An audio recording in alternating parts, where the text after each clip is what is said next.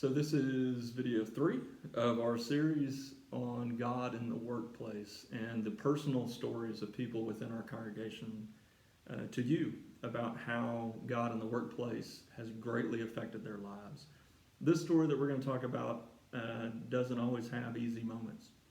In fact, this person's story has a lot of difficult moments, but we're thankful that they continued, that they didn't let the difficult moments stop them from spreading God's love in their actions and in their words. And so I'm going to share some of this story with you now. This is story 3.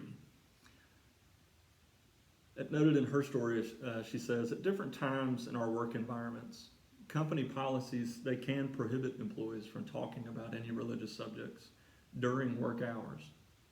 But that wasn't the case when I was working. But the time spent caring for a person, it can limit you about how much you can share and share with them personally, trying to introduce them to God's plan of salvation for all people through Jesus, she says.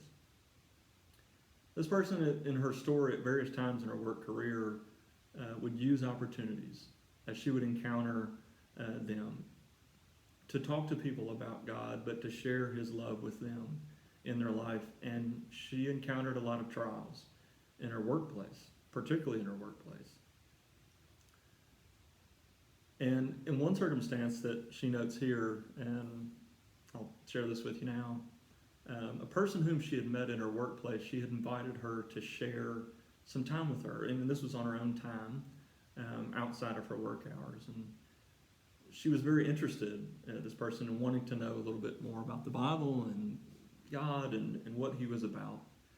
And so she offered to share a Bible with this woman who was at her workplace. And then she gave her some references, and the person gladly accepted that. She notes here in her story that a few days later, I was confronted by my supervisor in her office, and she immediately threw the Bible at me, and she harshly accused me of forcing my opinion on a week-old lady.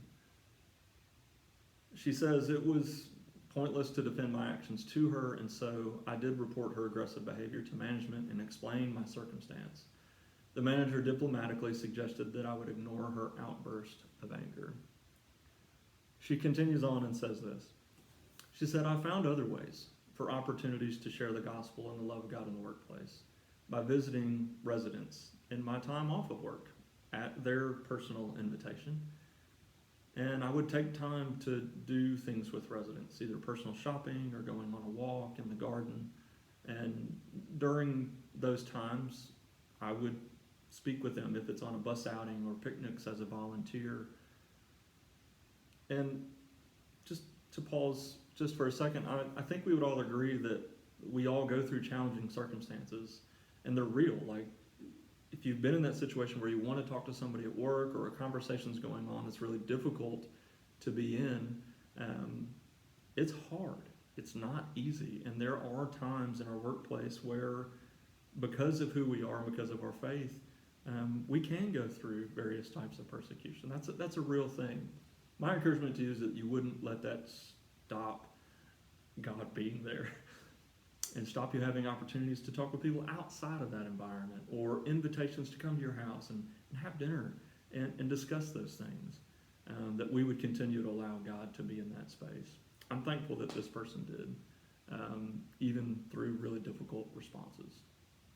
She continues on to share this. She said, I had another opportunity to show God's love in the workplace when I was met by a person who I worked at the hostel with.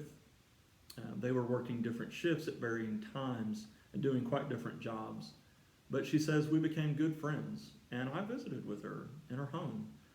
She'd cook up meat on a barbecue for dinner, and I met her animals.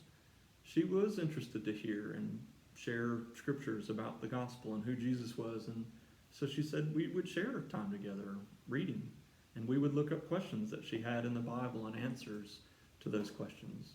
She says that we went on a holiday for a weekend in a caravan at Ledge Point, and I learned about her original home in Bermuda, and I learned about her interest in poetry and the love that she had for her animals.